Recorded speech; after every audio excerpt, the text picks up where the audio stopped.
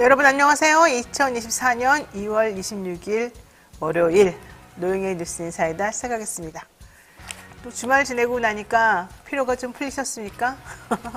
오히려 피로가 더 쌓인다 이런 말씀하시는 분들도 계시는데요. 그래도 주말 동안 조금이나마 쉬셨을 거라고 생각하고 오늘도 힘차게 한번 시작해 보겠습니다. 오늘은요 전현주 기자와 함께하는 뉴스픽 코너 준비되어 있고요. 또 여러분들이 월요일마다 얘기하는 배상훈 프로파일러와 함께하는 베프의 추억 준비되어 있습니다. 과거 사건 중에서 조금 특이할 만한 거 다시 되짚어보는 리프로파일링 해보는 그때 그 사건이라고 하는 코너 속 코너가 준비되어 있습니다. 어떠한 종류의 얘기가 나올지 한번 기대해 주시고요. 이어서 총선 민생 검증반에서 여야의 공약과 정책들을 직접 검증해보는 그런 시간도 갖겠습니다. 오늘은요 안진걸 민생경제연구소장과 또 이민호 서울환경연합 활동가와 함께 이 서울시가 함께하고 있는 교통정책, 또 여야의 이 교통정책은 무슨 내용인지 한번 살펴보도록 하겠습니다. 네, 언제든 댓글로 생방송 중 궁금한 점 있으시면 남겨주시면 되겠고요.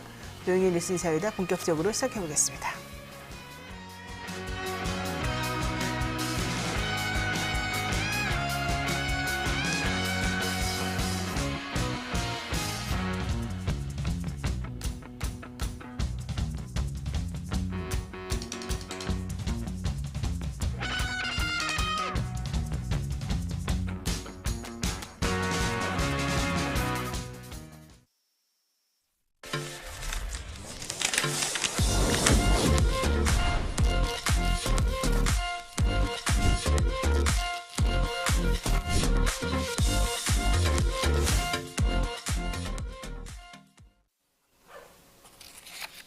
네, 바쁜 아침 이것만은 꼭 알아야 된다. 여러분들께 엄선해서 뉴스를 전해드리는 그런 시간입니다. 오늘도 전현주 뉴스마터 기자 모시겠습니다. 어서 오십시오. 네, 안녕하세요. 네, 잘 지내셨어요? 네. 너무 추워졌더라고요. 오늘 아, 아침부터. 그래요. 뭐 하면서 지냈어요? 지난 토요일이 정월 대보름이었는데. 저도 달님께 소원 빌었어요. 이번 토요일에 있었던 대보름은요, 소보름입니다. 보름달이 가장 작았다 이런 얘기가 있더라고요. 맞아요. 네. 게다가 비가 와서 제대로 보이지도 않았다는 후문이 있었습니다. 어쨌든 그래도 소원을 빌었더니 무슨 소원을? 그건 비밀이죠. 네, 제가 또 안 물어보겠습니다. 자, 첫 번째 소식부터 얘기해 보겠습니다. 대통령실하고 지금 대통령 정부 정책하고 안 맞는 부분 중에 하나가 지금 의대 정원 늘리는 부분인데요. 의과대학 입학정원 증원 규모 관련해서 의료계와 정부의 이견이 좁혀지지가 않고 있습니다. 대통령실 기존 발표했던 2,000명 증원 유지 방침 그대로 계속하겠다 이런 얘기 좀 하고 있는 거예요? 네, 맞습니다. 어제 성태윤 대통령실 정책실장은 기존 2,000명을 의사 측과 조율해서 낮출 가능성이 있느냐라는 질문에 현재 추계한 2,000명 자체에 대해서는 계속해서 필요한 인원으로 생각하고 있다고 답했습니다. 이어서 원래 필요했던 의사 충원 규모는 3,000명 내외였지만 여러 요건을 고려해서 2,000명 정도로 생각하는 입장이라고 강경하게 덧붙였는데요. 같은 날 대한의사협회 비상대책위원회는 전국 시도 의사 회의장 등이 참여하는 대표자 확대 회의를 열고 적법한 모든 수단과 방법을 동원해 끝까지 저항하겠다는 내용의 결의문을 발표했습니다. 이후에는 용산 대통령실까지 2.6km의 피켓을 들고 행진했는데요. 이날 향후 의료계 집단 행동의 시작과 종료를 전 회원 투표로 결정할지를 묻는 등 투쟁에 더욱더 속도를 올리는 모습이었습니다. 현재까지는 전공의와 전임의들이 의료 현장에서 떠난 상태였지만 이렇게 되면 개원이들까지 합세해서 의료 공백은 더욱더 커질 수 있겠습니다. 또 일부 대학 교수들 사이에서도 진료 현장을 떠나겠다는 겸직 해제 발언이 나오고 있는데요. 대학 병원 교수의 상당수는 대학에서 의대생을 가르치는 교수이면서 병원에서 환자를 진료하는 의사인 겸직 교수 신분입니다. 이들이 학교 강의만 하는 걸 선택하는 방식으로 전공의들의 힘을 싣겠다는 의도로 파악되면서 더욱더 우려가 커지고 있습니다. 네, 그 개업한 의사들도 사실은 이들을 지원하는 의미에서 성금을 모집하고 성금을 내고 그랬더니 보건복지부에서 공문이 내려왔어요. 당신네 병원 가만두지 않겠다 이렇게. 그래가지고 의사 선생님들이 좀 난리가 났었는데 어쨌든 중요한 거는 그 문재인 정부 때도 한 400명 정도 늘리겠다고 했다가 강력하게 반발하면서 결국 무산이 됐었는데 그때는 또 코로나가 있어가지고 정부에서 강력히 할 수가 없었죠. 의사 선생님들이 그때 당시에 너무 필요했던 상황이었기 때문에. 그런데 지금은 이제 그런 게 없기 때문에 한번 해봐라. 우리는 더 세게 한다. 이게 이제 정부의 기조인 것 같습니다. 결국 정부가 원하는 것 정도에 조금 못 미치는 내지는 뭐 그 정도로 정부가 이기지 않겠냐 이렇게 바라보는 시각들이 좀 많던데 어쨌든 중요한 거는 이 정부의 의과대학 정원 확대 정책 반대하면서 전공의들이 집단 행동을 계속해서 하기로는 했다는 거죠. 네. 자, 병원 진료 상태가 지금 어떻게 되고 있는지 한번 보겠습니다. 네, 전공의들이 정부의 의대 증원에 반발해서 대거 사직서를 내고 병원을 떠나면서 의료대라는 현실에서 벌어지고 있습니다. 주말 응급실 운영은 축소됐고 앞으로 수술과 진료 축소폭은 더욱더 커질 전망인데요. 세브란스 병원의 경우 전공의 업무 공백에 따라서 이미 수술의 50%를 축소한 상태고 서울 아산병원은 전공의들의 근무 중단 첫 주에 수술을 30%에서 40% 정도 축소했지만 이제는 40에서 50%로 더욱더 많은 양의 수술을 수용할 수 없어서 조정하기로 했습니다. 특히나 이번 달 말이 최대 고비가 될 것으로 보이는데요. 사직서를 아직 내지 않고 남아있던 전공의들도 2월 말에 계약이 종료되면 병원을 떠나게 되어 있습니다. 이런 상황 속에서 3월 채용 예정인 전임의들마저 임용을 포기하고 있어서 더욱더 큰 의료 공백이 예상되고 있습니다. 이에 중앙재난안전대책본부는 회의를 열고 비상진료체계 운영 상황을 점검하기로 했습니다. 또 의사 집단행동으로 피해를 본 경우에는 법무부에서 구제 방법을 안내하고 교육부는 TF를 만들어서 의대생 집단 휴학에 대응하기로 했습니다. 네. 어쨌든 중요한 거는 정부가 2,000명 증원 굳히기 의사를 처리하지 않고 있다는 건데요. 의대 학장들이 좀 어떻게 좀 융통성을 발휘해달라 이런 얘기를 하고 있어요. 왜냐하면은 그 의대는 일단은 환영하는 분위기인 것으로 지금 보여지기는 합니다만은 이렇게 되면은 신청 기한을 조금 늘려야 될 필요성이 있나 보죠? 이 의대 입장에서는? 네, 맞습니다. 네. 25일 교육부에 따르면 정부는 지난 22일 전국 40개 의대에 다음 달 4일까지 증원을 신청해달라는 내용의 공문을 발생했습니다. 사실상 굳히기 작업에 들어간 건데요. 교육부는 수요조사와 함께 보건복지부에 협의해서 배정 세부 원칙을 조율하고 각 대학에 증원된 정원을 할당할 배정위원회를 구성할 계획입니다. 복지부가 다음 달까지 의대 증원분의 학교별 배분을 맞춰서 4월 총선 전에 확정하겠다고 밝힌 만큼 배정 작업은 빠르게 진행될 것으로 보였는데요. 다만 전국 40개 의과대학 학장들은 이 증원 신청 기한을 연기해달라고 정부에 건의하는 방안을 검토 중인 것으로 전해지고 있습니다. 현재 의대 증원에 대한 의료계에서 거센 반발이 이어지고 있는 만큼 증원에 대한 사회적 합의가 우선 이뤄진 뒤 대학별 정원 배분이 진행돼야 한다는 건데요. 교육부가 정원 신청에 대한 공문을 보낸 것은 학교 본부로 발송된 것이기 때문에 의과대학 차원에서 신청서 제출 자체를 막을 수는 없습니다. 또 학교들마다 입장 차이가 있어서 정확한 40개 의과대학의 공통된 입장은 아직 나오지 않은 상태인데요. 의과대학 학장들이 모여서 통일된 의견을 내고 정부에 전달할 경우 이 또한 또 하나의 변수로 작용할 수 있을 것으로 보이고 있습니다. 네, 이런 모습을 보니까 저희 또 변호사들 증원할 때, 즉 사법시험, 사법고시 낭인을 없애기 위해서 로스쿨 만든다고 하면서 했던 그때가 생각납니다. 그때 교수님들이 미안한 말이지만 교수님들 몸값 엄청나게 올라가고 이러면서 사실 되게 좋아했었던 생각이 나는데 의대는 또 좀 다르네요. 자, 두 번째 이슈 보겠습니다.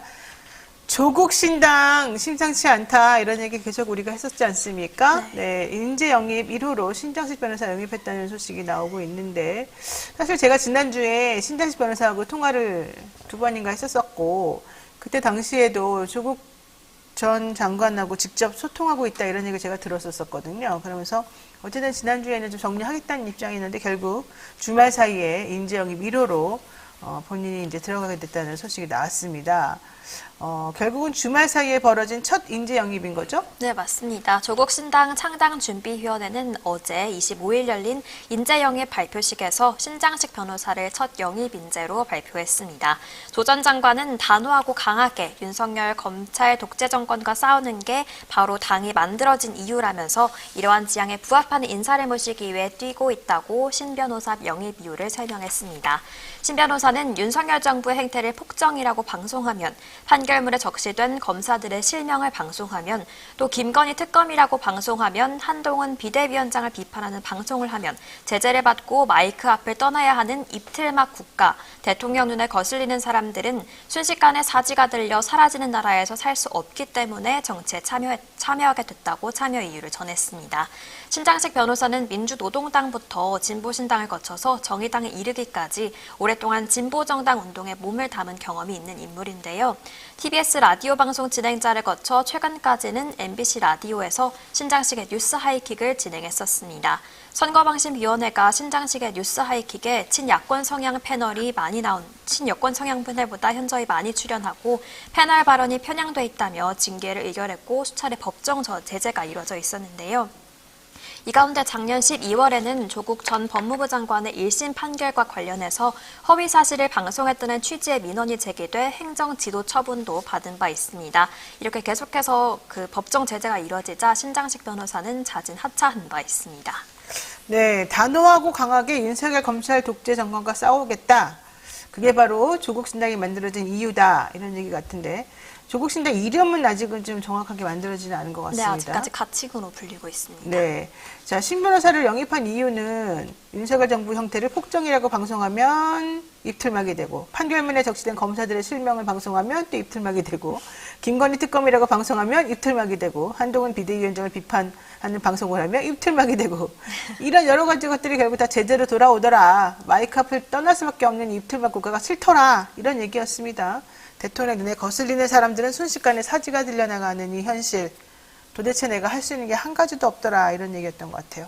어쨌든 TBS 라디오 방송 진행자를 거쳐서 MBC 라디오 신장식 뉴스하기까지 진보의 입으로서 여러 가지 활동을 많이 했었었는데 그 짧은 기간 동안에 엄청난 성과도 많이 이루었고 엄청난 방송 제재도 많이 받았던 정말 대단한 그런 기록을 많이 보유하고 있는 분이기도 하죠.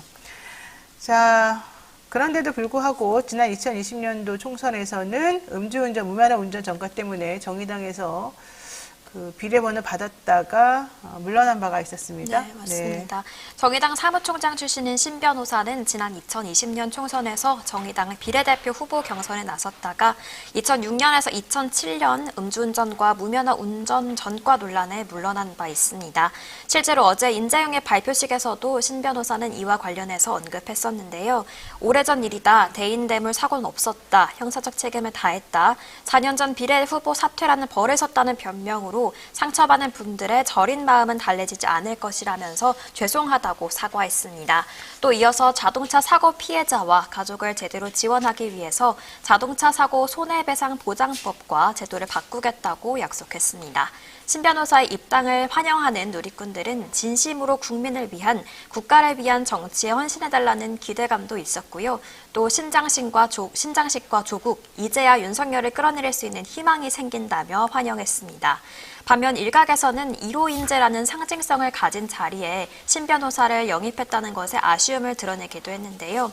특히나 윤창호법 시행 이후 음주운전에 대한 국민들의 부정적인 여론이 강해져 있었는데 이를 잠재우고 정계에 입문할 수 있을지가 그의 과제가 됐습니다. 특히나 자녀 입시 비리로 재판을 받고 있는 조 전 장관과 함께하게 된 첫 인물이 음주운전 전과 또 편파 방송 논란을 갖고 있는 인물이라는 점에서 얼마나 많은 유권자들의 마음을 사로잡을 수 있을지 의심의 눈초리를 보내는 시선들도 많았습니다. 근데 음주전과는 매우 오래전의 일이고 이것 때문에 어떤 대인이나 뭐 대물 사고가 있었던 건 아니기 때문에 이 부분에 대해서는 이제 본인이 사과를 거듭해서 했었던 것이 있고요. 지금 이제 이거보다도 더 중요한 게 아마도 그 민주당하고의 이제 관계인 것 같습니다. 조국 신당으로 비례를 하고 민주당으로 지역구 하자, 이게 이제 민주당 지지자들의 입장이었던 것 같은데 그러다 보니까는 아니다, 민주당으로 지역구든 비례든 전부 다 몰빵해야 된다, 이런 입장과 아니다, 조국 신당을 좀 나눠가야 된다, 뭐 이런 입장이 좀 서로 대립하는 것도 같아서 향후 이 둘 간의 관계가 어떻게 전개될지 아마 열린민주당의 전례를 따라가지고 좀 해결되지 않을까 생각이 좀 드네요. 네, 오늘 여기까지 해야 될 것 같습니다. 전은주 기자 수고 많으셨어요. 네, 고맙습니다. 생방송 댓글 참여 계속해서 부탁드리고요. 저는 잠시 후 배상훈 프로파일러와 함께 오겠습니다.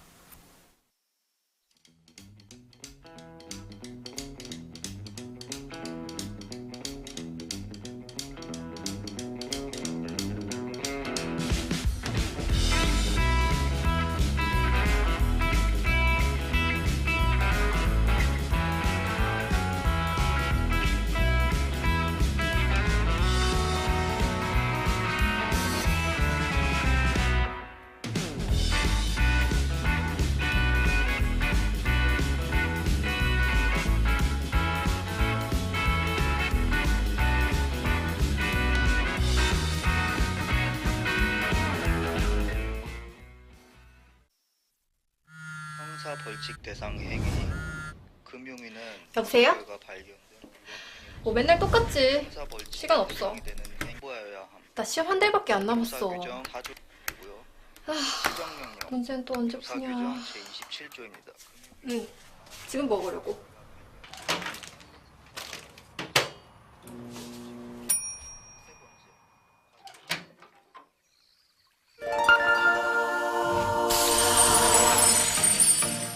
걱정 마세요.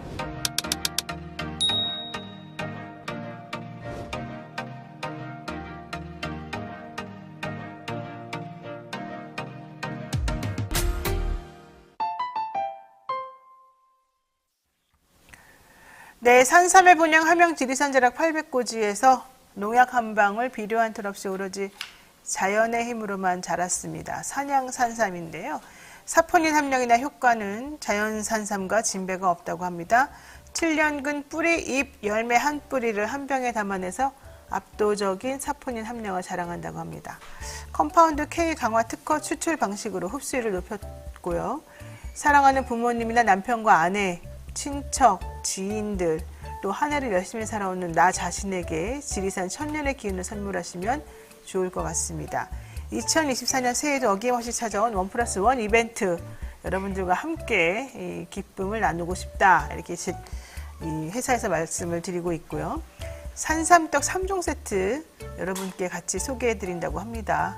이렇게 지금 화면 보시는 것처럼 이렇게 연두색, 그다음에 베이지색, 약간 연한 핑크색, 이 세 가지 이 포장지 안에 세 가지 떡이 들어있어요, 종류가. 이 떡이 이렇게 한 입에 먹기 딱 좋은 크기로 만들어져 있는데, 후라이팬에 노릇노릇하게 구워가지고 드시게 되면 안에 이렇게 꿀떡같이 생긴 이렇게 달콤한 그런 즙이 흘러나옵니다. 아주 맛있습니다. 그리고 몸에도 매우 좋고요. 여러분 한번 같이 이 산삼 순백 드시면서 같이 드셔보시면 달콤하면서도 이 건강한 맛을 많이 느끼실 수 있습니다. 많은 관심 부탁드리고요. 전화 문의는 1666-1080, 네이버 검색으로는 산삼 순백 치시면 되겠습니다. 한 주 동안에 떠들썩했던 사건, 사고들을 짚어보는 그런 시간입니다. 배프 예측 시간인데요. 오늘도 배상훈 프로파일러와 함께하겠습니다. 어서 오십시오. 안녕하세요. 배상훈입니다. 주말에는 뭐 하셨습니까? 뭐 늘 하는 것처럼 늘 하는 것처럼 뭐. 책 보고 책 보고. 방송하고. 예, 그러셨군요. 예. 그냥 맨날 그게 루틴이에요? 그렇죠. 똑같아요? 뭐 팬도 만나고. 팬을 만나요? 예, 예. 어떡해요? 이제 뭐 베프 퀴즈라고 네. 제가 2016년부터 팟캐스트 유튜브를 했는데, 그때 뭐 중학생, 고등학생이었던 사람들이 이제 그 직장에 나와서 뭐 방송 작가도 된 사람도 있고, 작가도 그런 분들 또 자문도 해주고 조언도 해주고, 이제 그런 한 시대가 또 지나가네요. 그래요. 예, 예. 2016년부터 방송하시면서 또 이제 제 방송 듣고 이 방송 관련된 추리 소설 이런 업에 거를 종사하시게 된. 하실 때 들어오고 싶었던 꿈을 키웠던 분들이 이제 들어와서 이제 뭐 필요한 거 있으면 또 해주는 이런 다음 세대가 된 거죠. 그렇군요. 그러니까 예전에 박근혜 퀴즈는 들어봤어도 배프 퀴즈는 제가 처음 들어봅니다. 그래서 제가 낳지는 않았습니다. 이제 가슴으로 낳은 아이들입니다. 네, 네. 가슴으로 낳은 아이들이요. 그럼요. 네. 어쨌든 그런 분들하고 또 호흡하시면서 주말에 에너지를 많이 얻으시고 그러시는군요. 예. 네. 샤잠님께서 배상훈님은 뉴진스에서만 너무 잘 웃고 즐거우신 것 같습니다. 이러시는데. 뉴 잼스. 뉴 잼스? 예, 뉴 잼스는 뭐예요? 예, 팟빵에서 하는 그 여성 매불쇼 같은 겁니다. 우리 많이 박지 씨라든가 일주어터, 허한나 씨가 하는 그 여성용 시사 프로그램 생방. 그게 따로 있어요? 여성분들끼리 하는? 예, 매불쇼의 자매 뭐 비슷한 겁니다. 여성을 타겟으로 하는 겁니다. 그렇죠. 여성들이 다 진행자고. 이 뉴 야, 잼스라고 해서. 재밌네요, 아주. 네, 저는 그냥 가끔 나갑니다. 네. 그래서 재롱도 떨어지고. 좋아요. 여러분, 영신이 퀴즈. 영신이 없나요? 영희 퀴즈. 영친 퀴즈. 네, 어쨌든 좋습니다. 자, 오늘 배상훈 프로파일러와 함께하는 오늘의 시간 한번 또 해보죠. 자, 과거의 시간은 리프로파일링 해보는 그런 시간을 저희가 한번 마련해봤습니다. 코너 속의 코너, 그때 그 사건 시간인데요. 첫 번째 주제로 이상동기 범죄 한번 준비해봤습니다. 오늘은 2008년 10월에 있었던 서울 논현동에 있었던 그 논현동에 있는 고시원에서 벌어진 사건을 한번 얘기해보려고 하는데요. 서울 논현동에서 한 30대 남성이 자신이 거주하던 고시원방에 불을 지르면서 2008년도에 사건이 시작이 된 겁니다. 네, 요 얘기 좀 한번 들어볼까요? 그러니까 이제 전체 건물이 고시원은 아니고요. 1, 2층은 다른 상가고요. 3층, 4층이 고시원으로 개조한 겁니다. 네. 왜 이 말씀을 드리냐면은 이게 이제 그 고시원이 바깥 벽으로 창을 내야 되기 때문에 출입구가 중앙의 밑으로밖에 없습니다. 중앙 계단. 1층에 예, 그렇죠. 위로 올라가는 계단밖에 네. 없습니다. 그러니까 출입구가 하나라는 겁니다. 출입구가 하나다. 하나하고 그러니까 들어가는 거가 나가는 길이 하나밖에 없는 구조, 아주 치명적 구조입니다. 네. 3층, 4층이. 근데 아마 이런 고시원 구조는 지금은 여러분 보실 수 있을 겁니다. 근데 이제 2008년도 금융위기 그때쯤 그리고 IMF 지나면서 그런 어떤 아주 열악한 주거 구조가 만들어졌고 거기에 주로 중국 동포들이라든가 아니면 사실 여기 저기 많은 뭐 혼자 사시는 분들 이런 분들이 주거용으로 많이 있었고 그분들이 많이 희생된 사건이기 때문에 제가 설명을 드린 거고요. 사건은 2008년도에 10월 20일 날 오전에 발생을 합니다. 오전 8시에. 왜 이게 중요했냐면 네. 여기서 일하는 분들이 대부분 야간 근무를 하시고 요때 주무실 때예요. 그러니까 새벽에 이 정모 씨라는 사람이 자기 방에 라이터로 휘발유를 거기서 뿌리는데 거기만 뿌린 게 아니라 주요한 어떤 그 곳 한 서너 곳에 뿌립니다.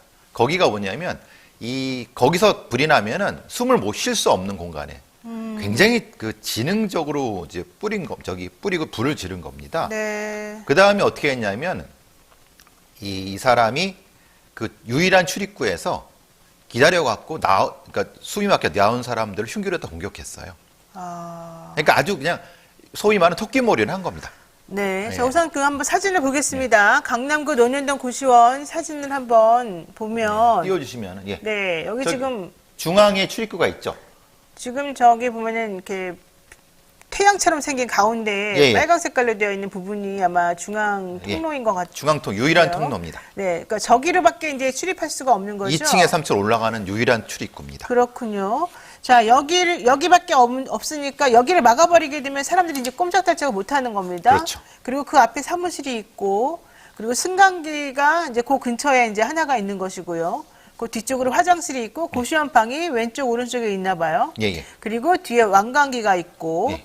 그런데, 야, 이게 지금 보니까 따닥따닥, 이렇게 구조가 약간 벌집처럼. 전체 사무실을, 이렇게 큰 사무실을 고시원으로 다 예, 예. 이렇게 개조한 거예요. 이런 어떤 가벽으로, 패널로 다 만든 겁니다. 판넬로. 예, 그리고 창을 바깥으로 냈습니다. 바깥으로. 그러니까 이게 굉장히 위험한 구조라는 게 도망갈 데가 없습니다. 아, 그럼 뛰어내리는 수밖에 없군요. 예, 그리고 왕관기로 타고 내려가거나 창문에서. 근데 그것도 그 방이 막혀 있기 때문에 못 나가는 겁니다. 그래요? 이 범인이 아주 이걸 지능적으로 알고 있었던 겁니다.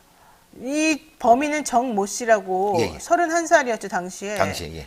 이 사람이 2008년 10월 20일 오전 예. 8시 15분쯤 뭐 8시 40분이라는 설도 있네요. 예. 어쨌든 이때 고시원 3층에 본인이 이제 투숙을 하고 있었었는데 이 고시원 3층에 위치한 자신의 방에서 지퍼라이터라고 이제 휘발유 집어넣는 그런 라이터가 있는데 라이터, 예. 그 지퍼라이터용 휘발유 2통을 미리 모아서 사놨다가 이 2통을 침대에다가 뿌려가지고 침대에 뿌리면 아무래도 이제 금방 발화가 되니까 일회용 라이터로 불을 붙여가지고 연기가 엄청나게 유독성 가스가 나오게 하고 불이 딱 번지게 만들어서 그러니까 이제 불을 붙였다는 거죠. 흔히 말하는 촉진제라고 하는 건데요. 지퍼라이터 기름입니다. 그게 촉진제고 불을 붙인 건 일회용 라이터고요. 네. 이제 지퍼라이터용 기름을 했는데 그렇죠. 왜 그러냐면 이게 이제 조금 신나하고는 다른 신나는 폭발성이 있지만 라이터 기름은 지연 발화가 될 수 있고 불안전 요소가 될 수 있기 때문에 매우 치명적입니다. 그러면 가스 같은 게 이제 나와서 사실 호흡곤란이 끄름. 예, 우리가 예. 옛날에 골로라고 부르는 예, 골로라고 부르는 네. 석유골로라고 부르는 것처럼 그게 치명적입니다. 그러니까 지퍼라이트용 휘발유가 그런 용도로 쓰이는 게 매우 위험하죠. 네. 그리고 이제 그런 상태로 이게 연기로 꽉 차 있는 상태인데 거기서 이제 본인의 뒤에 복장, 본인이 마치 그 이 방독 마스크를 쓴 형태로 밑에 출입구에서 대기하고 있었던 겁니다. 자, 어쨌든 본인의 고시원 방에 불을 질렀습니다.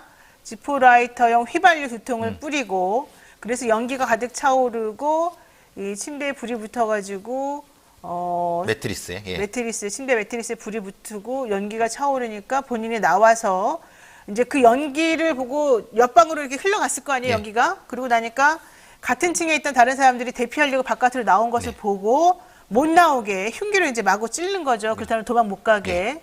그리고 난 다음에는 자기가 3층에 있었으니까 한 층 더 올라가서 같은 방법으로 또 역시 대피하려고 나온 사람들 모두 다 찔러서 못 도망가게 하고, 이렇게 해서 13명을 찔렀고 그중에 5명이 죽었고 7명이 다치는 그런 일이 벌어진 거고. 요 좁은 데 69명이 투숙해 있었습니다. 이야, 이 고시원이 한 7, 80명이 살 수 있는 곳이었나 보네요. 예, 예. 근처에 영동시장이라고 하는 전통시장이 있었고 거기서 일하는 주로 식당에서 일하는 중국 동포들이 그 야간은 일을 하고 자고 있을 때입니다. 그러니까 영동시장만 하더라도 새벽과 밤에 그 당시 2008년도는 활발하게 이제 그렇죠. 사람들이 많이 그 활동하던 시기였거든요. 그러니까 중국 동포들이 많이 이때 이 근처에서 일을 하고 있었기 때문에 이 논현동 고시원은 실제 고시원 생활을 하기 위해서라기보다 이제 저렴한 가격으로 주거용이죠.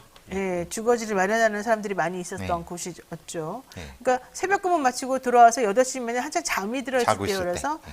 이제 빨리빨리 대처를 못하는 네. 그런 상황이었다는 겁니다. 그래서 고시원 총무가 이제 깜짝 놀라가지고 경찰에 신고를 했고 범행 뒤에 경찰이 이제 빨리 왔는데 본인은 피해자인 척하고서 도망가려다가 잡혔다는 겁니까? 피해자인 척 4층에 숨어 있었습니다. 숨어 있었어요. 그래서 소방관들한테 자기가 피해자라고 소방관들 손잡고 나오던 거를 잡은 겁니다. 아, 4층 창고방에 숨어 있다가 그를 피해자로 착각한 소방관이 데려가려고 하니까 따라 나섰는데 결과론적으로는 경찰관들이 이 사람이 가해자다 이렇게 해가지고 덜미를 잡았다는 거죠. 예. 그 사람의 복장이 뒤에 말씀드린 것 좀 특이해서 그렇게 된 겁니다. 그렇죠. 예. 범행 당시 정 씨가 근데 입은 옷이 참 특이했다 그러더라고요. 예. 고글도 착용했고. 고글을 사용하고 헬멧도 쓰고 헬멧 비슷한 형태의 털모자입니다. 그러니까 헬멧은 아닌데 네. 지금 제가 오늘 가져온 이거라고 생각하시면 됩니다. 비니 같은 형태인데 요거라고 생각하시면 딱 요겁니다. 이거는 군밤 장수 근데 많이들 하시던 건데. 이제 그런 형태의 털모자입니다. 그러니까 이제 영통을 하고 한번 써보세요. 전문 저 옛날에 써봤자 뭐. 스키장 갔을 때도 이런 거 많이 예, 썼는데. 요런 거죠. 요런 형태로 그리고 고글 쓰고. 예, 고글 쓰고 한 형태인데 고글은 아까 말씀드린 것처럼 연기 때문에 그런 부분이 있고 여기에다가 등산용 프레시 그 연기가 나면 그걸 또 헤쳐나오려고 다 준비를 한 겁니다. 저 화면 보는 것처럼 지금 거의 저죠. 뭐 무슨 군인같이 예. 생겼는데요. 이거 이제 검은색 그러니까 흔히 우리가 말하는 야상이라고 하죠. 네. 그러니까 군대에서 야상 같은 비슷한 형태에다가 가스총도 있었고요. 그 다음에 이 권총형의 라이터, 그걸로 불을 지른 형태가 되는 거니까. 네. 그다음에 건빵 바지에다가 제일 문제는 양 다리에 마치 특수부대처럼 네. 종아리에 칼을 이렇게 댔던, 과도를 댔던 양쪽 다리에 칼집이 있었군요. 집이 있었고 그걸로 해서 이제 공격을 했던 거죠. 거기에 과도도. 예, 예. 왜 이런 옷을 입었던 거예요?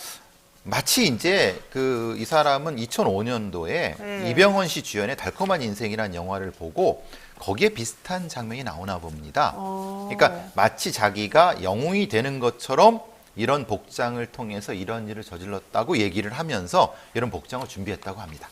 그러니까 지금 회칼도 준비했고 예, 예. 가스총도 준비했고 그다음에 뭐 권총처럼 생긴 라이터도 가지고 예, 예. 있었고 그렇죠. 또 양쪽 다리에는 칼집이 있는 바지였는데 거기에 또 과도도 가지고 있었고. 옛날에 그 람보 영화 보면 이제 종아리에 이제 칼집 해갖고 쓰는 특수부대들 그런 거를 모방한 방식입니다. 예. 우리가 그 무슨 서바이벌 게임 할 때 예, 비슷한 형태입니다. 그런 거죠. 예. 아주 그냥 유사하게 했지만은 사실은 뭐 그냥 어설프죠, 사실은. 예. 헤드랜턴, 예. 고글, 가스총, 과도. 자, 근데 이 사람은 왜 이랬답니까? 근데 사실 여기서부터가 좀 문제가 되는 건데 강남경찰서 형사과장이 이걸 설명을 하는데 사실은 이때 이 형사과장의 이 얘기는 사실은 저는 좀 동의하기 어려운데 본인 얘기입니다. 본인 얘기 이렇게 얘기를 합니다. 어렸을 때부터 이제 핍박을 많이 받았고 무시를 많이 받았고 심적인 고통이 심했고 그래서 이제 중학교 때부터 자살을 시도했다. 그리고 이제 지금이 실직도 하고 그래갖고 실제로 금전적으로 어려운 부분이 있어갖고 결심을 했다라고 본인이 얘기했다고 합니다. 당시에 뭐 이제 말하자면 여러 가지 생활비라든가 수술비가 밀려갖고 이렇게 살면 뭐하나라고 얘기해서 그런 행위를 했다고 얘기를 하는데 저는 70% 이상 거짓말입니다. 아, 그래요? 네. 왜요? 왜냐하면 이런 자들은 이렇게 지어내기 굉장히 쉽게 지어냅니다. 그러니까 이 사람이 경남 합천 출신인가 봐요. 예, 맞아요. 예. 산하 밀려중 막내로 태어났어요. 그러면서 어렸을 때 이제 좀 이 지방에서 살다가 2002년도 8월에 서울로 이제 상경을 했다는 겁니다. 예, 예. 그러면서 2003년부터 범행을 저질렀던 2008년도께까지 예. 경기 강남 지역에서 식당 종업원으로 일을 해왔었었고, 그러면서 이제 비교적 비용이 조금 저렴한 이런 고시원 같은 네. 데서 살았다는 것 같아요. 예.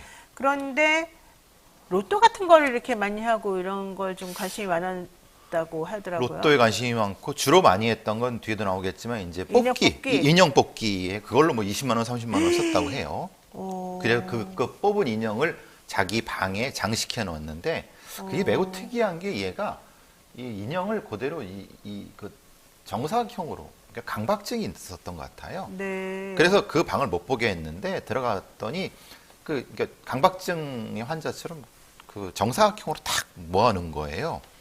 그리고 이제 그런 부분에 대해서 매우 얘기도 하면서 계속 무엇인가 계속 투덜거리는 얘기들을 하고 그랬다고 해요. 그러니까 이제 강박과 여러 가지 문제는 집착이 있는 것 같다는 느낌은 들었어요. 그러니까 일단 이 사람은 기본적으로 자기가 이제 지방에서 산하 밀려의 막내로 태어나서 좀 형편 어렵게 살았는데 어렸을 때부터 좀 가난하게 살았다. 그리고 심적으로 내가 왜 태어났나, 나는 쓸모가 없는 인간이다. 네. 이런 식의 생각을 많이 하고 살았었고, 그래서 자살 시도도 여러 번 했었던 것이다.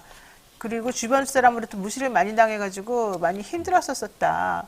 그리고 서울에 올라온 다음부터는 식당 종업원 혹은 주차관리 요원 이런 일을 하면서 한 120만 원 정도 벌고 살았는데 그 돈으로는 사실 먹고 살기가 좀 어려웠고 그 돈도 뭐 인형 뽑기나 아니면 로또 같은 걸 사느라고 많이 탕진을 했다. 그런데 최근에 돈이 많이 모자랐고 많이 밀려 있었었고 예비군도 불출석하면서 벌금 같은 것들은 이제 많이 내야 됐고 뭐 하지 정맥류 수술도 해야 되고 그래서 돈이 몰려있는 상황에서 극단적으로 잘못된 선택을 하게 된 것이다. 먼저 이랬나 봐요. 예. 근데 그 말이 전부 다 거짓말로 보인다. 예, 예. 왜요? 보통 이런 사람들의 이런 얘기를 들어보면은 대부분 네. 그런 얘기를 합니다. 그런데 잘 보시면은 네. 이 사람이 해온 그 주차 관련 배달원에서 월 수입하고 그 플러스 마이너스를 해보고 그러면은 네. 실제로 마이너스가 될 수가 없습니다. 왜요? 왜냐하면 아까 말씀드리는 그 비용 부분, 고시원 비용이나 식비 이런 걸 비교해 보면 무엇에서 마이너스가 나냐면은 휴대폰 요금이 너무 60만 원. 많네요. 말하자면 아까 뽑기라든가 로또 그거로 다 한 겁니다. 그러니까 자기가 그걸 가지고 탕진한 걸 가지고 그 자기 마이너스 냈던 거를 거꾸로 이제 한 거죠.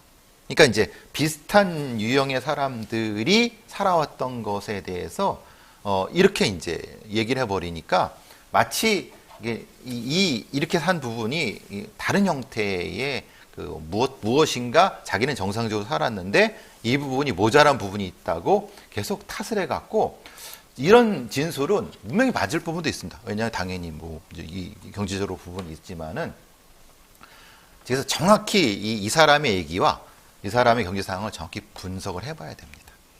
그러니까 어쨌든 고시원비가 사실 17만 원밖에 안 되면은 그냥 고시원비 내고 보통 휴대폰 요금이 한 5만 원 정도 하지 않나요? 일반적인 사람들이라면? 휴대폰으로 지가 다 탕진한 거예요.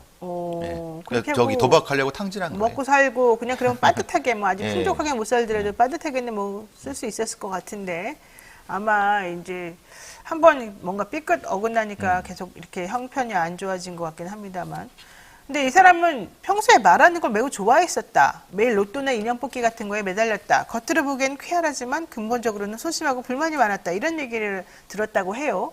주변 사람들의 탐문이죠. 말하자면 뭐 이건 사실 뭐 반은 믿고 반은 뭐 믿을 수가 없는 얘기인데 평소에 이제 말하는 뭐 여러 가지 그러니까 제잘제잘 거리는 것 때문에 종달새라는 별명이 있었고 그 다음에 노수 당첨에 그렇게 관심이 많아서 계속 그런 얘기를 했고 그리고 이제 특히 이제 계속 인형 뽑기 같은 거에 그 집착이 심한 부분에 대한 얘기를 하고 있었습니다. 어쨌든 탈모가 심했고 다른 사람들의 시선을 많이 의식했다 그러는데 이 사람의 성격 같은 걸 보게 되면 결과적으로는 그 외부 시선이나 좀 일확천금 노리거나 이런 형편하고 안 맞는 과도한 그 상류 사회에 대한 집착 이런 것들 좀 있었을까요? 상류 사회까지는 아니어도 네. 그 일단 심리적으로 많이 무너진 상태 같아요. 심리적으로. 근데 나이도 사실 좀 젊고 좀 더 그러니까요. 열심히 더 하면 되지 않았을까요? 그러니까 이해가 안 된다는 부분인 거고 물론 어. 이제 이 당시에 2008년도에 금융위기가 오면서 복지 사각지대에 있었던 건 맞는 것 같아요. 그러니까 심리적인 어떤 도움도 줬어야 되는 거고, 그러니까 그 필요가 했던 부분도 있고 재정적인 관리 부분도 됐어야 되는데 이게 한쪽에 몰아버리니까 심리적과 경제적 같이 무너진 것 같다는 느낌이 들어요. 그러니까 이 사람이 왜 이런 범죄를 저질렀느냐 이제 이게 사실은 좀 궁금한 거 아니겠습니까? 예. 그럼 그래서 배상훈 이제 프로파일러 보시기엔 왜 이런 일을 저지른 겁니까? 이제 사실 이 사건이 왜 중요했냐면 이 사건이 기점으로 해갖고 안인득 사건부터 시작해서 종로 모텔 사건, 그러니까 동일한 게 반복되고 있습니다. 안인득 사건과 종로 모텔 사건 간단히 말하면 예를 들면 안인득 사건도 자기가 살던 아파트에 불을 지른 다음에 입구에서 그 나오는 사람들을 찔러서 전주에서 있었던 사건. 그렇죠. 예, 전주에서 안인득 사건. 그 다음에 종로 모텔 사건도 몇 년 전이지만 비슷한 사건입니다. 종로의 모텔이라는 데가 비슷한 공간, 고시원과 비슷한 공간이죠. 장기 투숙자가 많은데 불을 지른 다음에 입구에서 그 1층 입구에서 그 범인이 나오는 사람을 칼로 찔러갖고 똑같은. 그러니까 이 똑같은 게 반복되는 가장 최초의 범죄입니다. 이게 말하자면 불을 지른 후에 자기랑 동일하게 유사한 환경에 있는 사람들을 일종의 거울 효과가 되죠. 증오하는. 그러니까 증오하는 자기와 유사한 형태의 사람을 죽임으로써 일종의 사회적 자살을 하는 방식의 그 이 범행 방식이 시도된 게 이 사람이 거의 처음입니다. 그래서 요 사건이 굉장히 중요하다는 겁니다. 그러니까 이 사건을 계기로 해서 그 이후에 모방 예. 범죄들이 이와 많이 유사한 범죄가 똑같이 반복되고 생겨났다. 그러면은 왜 이 사람은 이런 거에 왜 했느냐인지 좀 따져봐야 되는데. 그러니까 자기 혐오라고 하는 그때는 표현을 저는 썼는데요. 자기 혐오요? 예, 예. 그러니까 자기 삶을 되게 혐오하는 거예요. 근데 자기 혐오를 하는데 자기 혐오 나타나면 두 가지가 나타나죠. 자살을 하거나 아니면은 자살에 준하는 타인에 대한 공격성으로 나타나거나 두 가지 나타나는데 이 사람은 자살도 하다가 다음 단계인 타인에 대한 자기와 유사하게 된 타인에 대한 공격성으로 나타나는 형태가 되는 거죠. 왜 주변에 그러니까 사회 부조리는 사회 불만이 많으면 사회 부조리적인 측면에 좀 집중하거나 그렇죠. 자기보다 잘 살면서 좀 탐관이나 뭐 못된 사람들한테 집중하거나 이런 게 일반적이어야 되는데 근데 그렇게 될 수가 없는 게 왜요? 자신의 존재를 보면은 국회의원이나 아니면 대통령이나 아니면 장관들 가서 쫓아가서 칼을 찔러 수 있습니까? 공격할 수 있습니까? 못하죠. 그러니까 가장 쉬운 자기랑 유사한 사람들을 공격하는 거예요. 그러니까 자기가 접근하기 쉬운 쉽고, 사람들을 예. 대상으로 해서 범죄를 예, 저질렀다는 범죄를 건데 저지르는데 그 얼굴을 보니까 자기가 보이는 거예요. 근데 그 사람들은 어쨌든 자기랑 똑같은 사람들이고 특별히 잘못을 저지르지 않았을 거 아니에요, 자기에게. 예. 그러니까 그래서 그거를 이제 제가 예전에 그 이 범죄 분류 방식에서 권위살인이라는 분류를 한 거죠.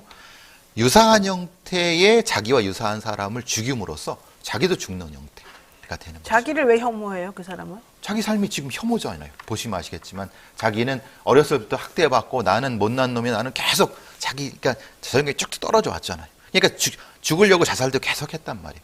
근데 그것도 안 되니까 누굴 죽이느냐? 자기가 유사한 타인을 죽이는 거예요. 그러면 이 사람이 인형 뽑기 같은 데 집착한 건 왜 그런 거예요? 그러니까 아마 그 부분을 특정한 행위에서 그걸 뽑은 것 자체에서 말하자면은 내가 좀 더 나은 존재라고 하는 것을 인식한 것 같아요. 그 유일한 인식이죠.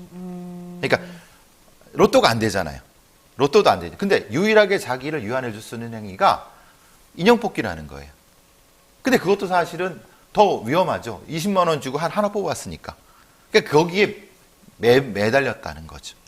지금 보면은 이제 이런 얘기가 있습니다. 매일매일 로또에 매달렸었다. 로또 당첨 번호에 대한 불만도 매우 자주 털어놓았는데 사고 전날 오후 9시 정도에도 이 고시원에 있는 총무를 찾아와서 무려 1시간 동안이나 이번 주 로또 당첨 번호가 이상하다. 그렇죠. 이치에 맞지 않는다. 어떻게 6개 숫자 중에서 20번대가 3개나 나오냐 이러면서 떨거렸다고 말했다. 근데 사실 뭐 숫자가 그렇게 나오는 거는 불특정한 거라서 뭐 그건 일자가 6번 다 나올 수도 있고 사실은 다 확인은 또 똑같아요. n분의 1로. 근데 어쨌든 그렇게 투덜거리고 평상시에도 의자와 물통, 재떨이 같이 별로 대단치 않은 것들에 대해서 왜 저런 모양을 하고 있느냐 이러면서 일일이 물고 늘어지기도 했다. 계속 그런 얘기를 하죠. 네. 계속 그런 얘기를 하죠. 그래서 그러니까 왜 모양이나 이런 것들에 대해서 특히 그러니까 다 그러죠? 불만인 거예요. 모든 것에? 왜 세상이 이 모양 이 꼴인가를 하는 거죠. 그 얘기는 자기가 왜 이 모양 이 꼴인가를 계속 얘기하는 거예요. 그 저기 총무한테는. 근데 사실은 다른 사람들한테 얘기를 계속했는데 이제 안 들어주죠. 그러니까 총무는 어쩔 수 없이 들어야 되죠. 왜냐하면 그 사람은 돈을 받아야 되니까.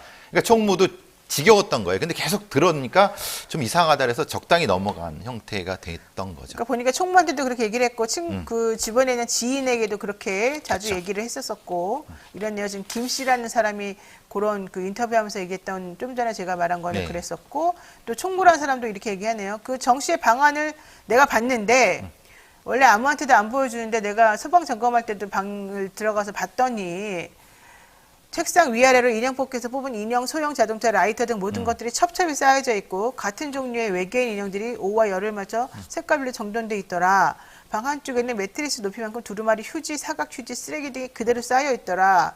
보통 사람의 방은 아니었던 것으로 보이는데 이것을 부끄럽게 여겼는지 그 뒤로는 나를 미워하더라. 뭐 이제 이런 그러니까 얘기를 했어요. 원래 그거를 보지 않아 보여주면 안 됐죠. 사실은 왜요? 그게 왜 부끄러워요? 그러면 자기가 부끄러운 걸 아는 거죠. 맞춰놓는데. 그러니까 이제 그것만 있고 나머지는 다 지저분하잖아요. 그거만 딱 전인데 나머지는 뭐 휴지가 더럽게 막 있어요. 그러니까 보여주기 싫은 거죠. 그러니까 이 사람도 그걸 알았던 거예요.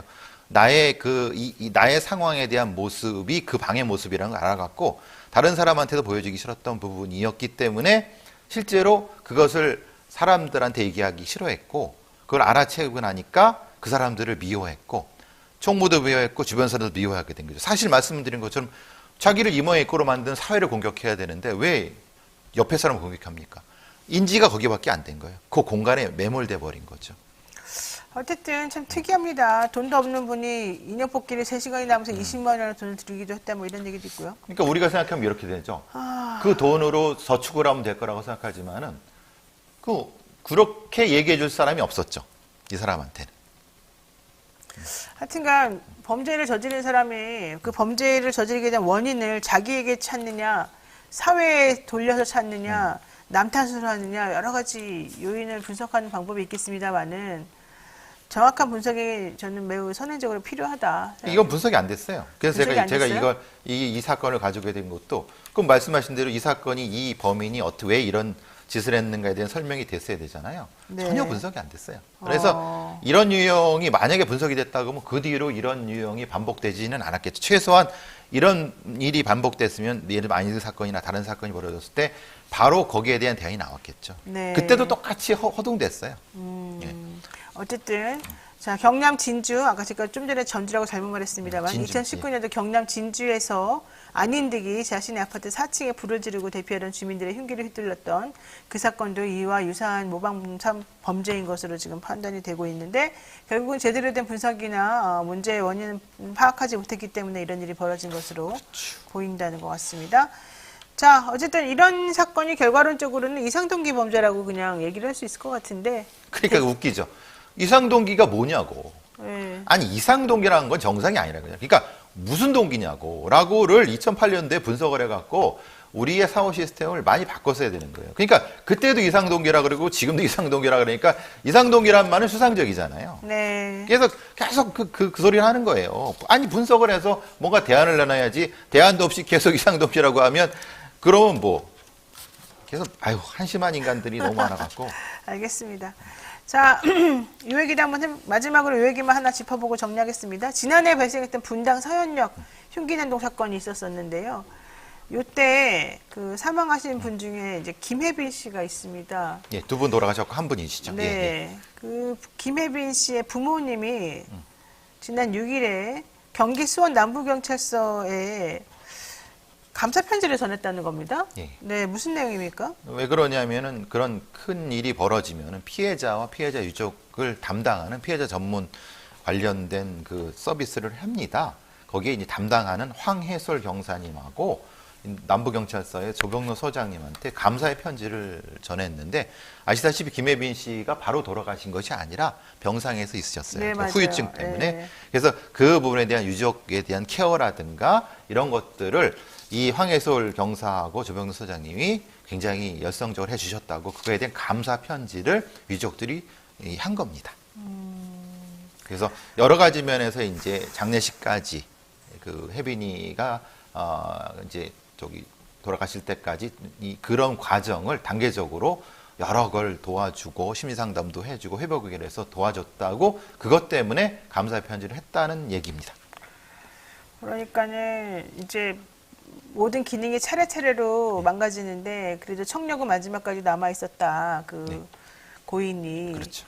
그 고인의 청력이 남아 있는 것 때문에 우리 목소리라도 좀 들어라 위로하기 위해서 말이라도 들려주고 싶었는데 그걸 하기 위해서 녹음기를 구해주기도 하고 여러 가지 도움을 많이 주어서 고맙다 이제 이런 얘기였던 그렇죠. 것 같아요. 알겠습니다. 네, 여기까지 해야 될 것 같습니다. 이렇게 따뜻한 도움을 주는 그런 경찰분들도 계시고 또 엉터리 같이 수사해서 우리들의 공무원을 사는 분들도 계시고 여러 분들이 있는 것 같습니다. 일선 현장에서 이렇게 시민을 위해서 묵묵히 최선을 다하는 분들께 감사의 말씀 드리고 또 그렇지 못한 분들께는 분발하라는 말씀을 좀 드리고 싶습니다. 네, 여기까지 해야 될 것 같습니다. 배상훈 프로파일러 오늘 말씀 많이 나눠봤습니다. 고맙습니다. 감사합니다.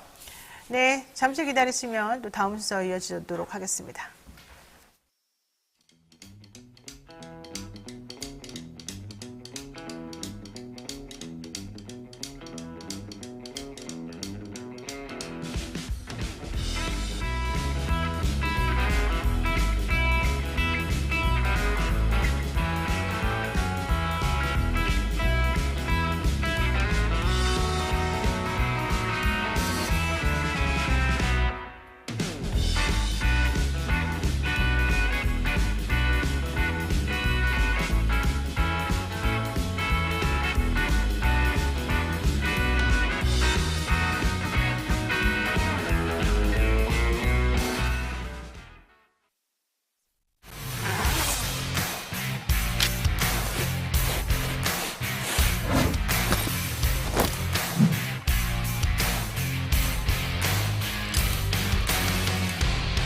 주식 평가 방법이 사용되고 있어요. 그 다 들어봤죠 이거? 이건 기본이잖아. 이거 모르는 사람 있어? 자, PAR 뭐야? 나는 거. 그치. 그게 주당 시장.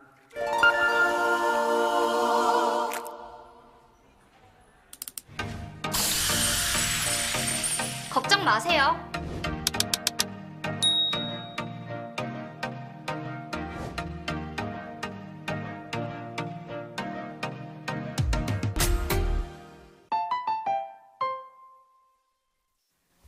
네, 이번 주 총선 민생 검증반 시간에는요. 최근에 다양하게 나오고 있는 교통 정책에 대해서 알아보는 그런 시간을 갖도록 하겠습니다. 먼저 안진걸 민생경제연구소장님과 함께 이민호 서울환경연합기후행동팀장님을 모셨습니다. 두 분 어서 오십시오. 안녕하십니까. 안녕하십니까. 이민호 활동가님, 우리 안진걸 소장님이야 이렇게 잘 알고 있고 이민호 활동가님 본인 소개 좀 간단히 부탁드릴까요? 네, 저는 소개받은 서울환경연합의 이민호 활동가고요. 보통 서울의 이제 에너지 정책이나 교통 정책을 중심으로 해서 어떻게 하면 우리가 좀 더 환경 친화적인 서울을 만들 수 있을까에 대한 고민을 한다라고 보시면 될 것 같습니다. 그렇군요. 정말 간단하군요. 좀 더 길게 했어야 됐나? 제가 참여연대에서 활동할 때 만난 후배 활동가신데요. 참여연대 같이 활동하신 분이에요. 참여연대 자원봉사도 하시고 그 다음에 이제 서울환경노연합 활동가 되셨는데 네. 항상 밝고 맑고 또 정말 시민들과 국민들 위해서 그 환경운동이라는 걸 좀 어렵게 생각하는 까다롭게 생각하는 분들도 있잖아요.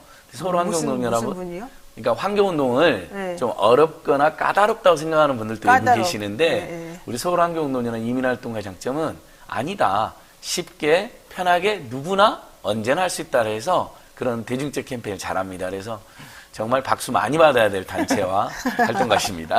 알겠습니다. 자, 본격적인 이야기 시작해 보도록 하겠습니다. 최근 교통비 지원 정책이 쏟아지고 있습니다. 대표적으로 서울시가 지난달 선보인 기후동행 카드, 그리고 경기도가 5월에 출시를 예정하고 있는 더 경기 패스, 정부가 운영하고 있는 K패스, 여러 가지 다양한 교통요금 지원 정책이 있습니다. 워낙 교통비가 많이 들다 보니까 이제 이렇게 조금이라도 저렴하게 여러 가지 복잡한 이 교통 시스템을 그냥 하나로 해결한다, 이런 것들이 좀 호응을 얻고 있는 게 아닌가 생각이 좀 듭니다. 그런데 또 하다 보니까 복잡하기도 하고 뭔가 좀 문제가 있기도 하고 이런 것 같은데, 요 얘기를 한번 좀 저희가 확인을 해보기 위해서 커뮤니티에 최근 나온 이 교통 정책에 대한 의견을 한번 저희가 물어봤습니다. 가장 많은 표를 받은 것은 무엇인지 댓글을 통해 의견도 한번 확인해 봤는데요. 한번 이거부터 한번 확인해 볼까요? 우선 우리 안진거 시장님, 이거 설명 좀 해주실까요? 네, 지금 어쨌든 흥행을 하고 있는 게 기후 동행 카드잖아요. 네. 근데 이제 여기 보시면 62,000원, 65,000원 따르기까지 네. 하면 네. 나중에도 설명했지만 서울 시민들이 쓰는 대중교통비가 한 7만 원 정도 됩니다. 네.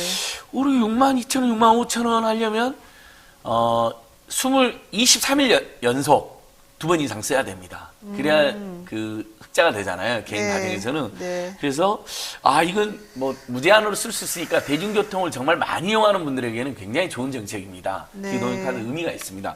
근데 지금 한푼이 아쉬운 우리 국민들, 제가 지금 오늘 출근할 때도 대중교통 조조요금 할인을 받았거든요. 1,400원 지하철을 6시 반 전에 탔더니 280원을 20% 할인받아요. 그러니까 그 280원도 아쉬워서 아침 일찍 나오는 분이 많습니다. 오늘 아침에도 보니까 지하철 꽉 찼어요. 6시 반 전인데도. 근데 62,000원 너무 비싸니까 5%의 지지를 받았습니다. 네. 국토부가 시행 의혹한 K패스는 이제 15 이상 이용하면 교통비를 20에서 53% 환급하니까 비교적 간단합니다. 내가 이용한 만큼 나중에 환급해 주는 거예요. 이건 민주당이 작년에 제출했던 교통비의 절반을 환급해 주겠다는 것이 일부 변형돼서 통과된 건데요. 요것도 4%. 제일 이제 인정받은 정책은 민주당이 내놓은 올 3만 원 청년 패스, 일반국민 올 5만 원 패스. 그러니까 경제적으로도 굉장히 도움이 되고 서울뿐만 아니라 전국적으로 이렇게 시행하겠다는 거니까 이게 압도적으로 87% 지지를 받은 거로 네. 보입니다. 예. 그러니까 저희 뉴스토마토에서 저희 커뮤니티, 아이고 죄송합니다. 아이고. 죄송합니다. 네, 저희 뉴스토마토에서 저희 커뮤니티에다가 설문조사를 해봤습니다. 뭐라고 설문조사를 했냐면, 정치권에서 다양한 교통정책을 내놓았습니다. 바야흐로 교통할인카드 춘추 전국시대가 열렸는데 어떤 것을 가장 선호하시나요? 정책을 선택해 주시고 구체적인 이유를 댓글을 달아서 남겨주시면 저희가 반영하겠습니다. 근데 이런 내용으로 지금 화면 보시는 것처럼 저희가 커뮤니티에 설문조사를 실시했거든요. 그러면서 올라온 이 선택지가 이런 것들이었습니다. 서울시에서 운영하는 기후동행 카드, 이런 정책을 소개했죠. 한 달에 62,000원이고 3,000원을 추가하면 따릉이를 무제한으로 이용할 수 있는 그런 정책. 또 하나는 국토부가 오늘 5월부터 시행을 예고하고 있는 K패스. 이것은 월 15회 이상 이용할 때 교통비를 20에서 53%까지 환급해주는 정책. 또 하나는 국토부가 운영하는 현재 알뜰 교통카드. 이거는 도보나 자전거로 이동한 거리에 비례해서 마일리지를 지급하는 그런 방식. 또 하나는 민주당에서 내놓은 월 3만 원 청년 패스. 일반 국민에게는 월 5만 원의 이 패스를 주고, 그 다음에 청년에게는 3만 원짜리 패스를 준다는 거죠. 그리고 현행 수도권에서 적용되는 20% 조조 할인 확대. 이거는 6시 30분부터 아침 7시까지는 25%에서 30%까지 할인해주는 그런 조조 할인 이런 확대 네. 서비스인 것 같아요. 자, 이 중에서 여러분은 어떤 정책을 더 원하냐 이렇게 물어봤더니 민주당에서 내놓은, 이건 아직 시행은 안 되고 있는 거죠? 네, 맞습니다. 네, 월 3만 원 청년 패스 이거 지지한다. 일반 국민에게 월 5만 원 패스 이것도 좋다. 이제 이런 것에 지금 87%의 분들이 동의를 해주신 겁니다. 자, 여기에 대해서 이 활동가님께서 댓글 반응을 한번 좀 읽어주실까요? 네. 경기도 인천이랑 연계되는 또는 전국구 패스카드가 나오면 좋을 듯요. 고속버스 할인이나 이제 코레일까지 포함한 추가 내용을 내면 옵션으로 제공하면 좋을 것 같다라는 의견도 있었고요. 네. 그다음에 뭐 쓸 수도 없는 정책 내놓지 말고 교통비 요금이나 이제 올리지 말라는 이야기도 있으셨습니다. 그리고 이제 너무 복잡하니까 정책은 심플해야 된다는 의견도 그렇죠. 있으셨고요. 그다음에 대중교통을 싸게 해주는 건 좋은데 이게 이제 다 세금으로 충당되는 건 아닌지에 대한 불안도 좀 있으셨고요. 또 논란이 많이 되긴 했었던 이제 이준석과 개혁신당의 이제 노인복지 변경에 대한 의견도 있으셨습니다. 그렇군요. 자, 안 선장님. 예. 자, 이런 것들 조금 전에 이제 설명을 조금 같이 덧붙여서 얘기를 해주셨는데, 제가 들어보니까 진짜 좀 복잡스러운 것 같긴 합니다. 예. 이게 이제 선의 경쟁으로 좋은 정책을 내놓다 보니까 벌어진 분도 있고요. 오세훈 시장처럼 뭔가 본인의 취재를 강조하다 보니까 당연히 서울 수도권은 연동되어 있는데 서울만 먼저 시행하면 안 되는 것이거든요. 그래서 벌어지는 혼선도 있습니다. 저 뉴스토마토에 들어가니까 지금 2,100명이나 투표를 하셨거든요. 네. 저도 그 3만 원 청년 패스, 5만 원 국민 패스에 지금 투표했는데요. 자, 일단 기후동행 카드는 취지는 좋습니다. 벌써 지금 40만 장이 넘게 팔렸거든요.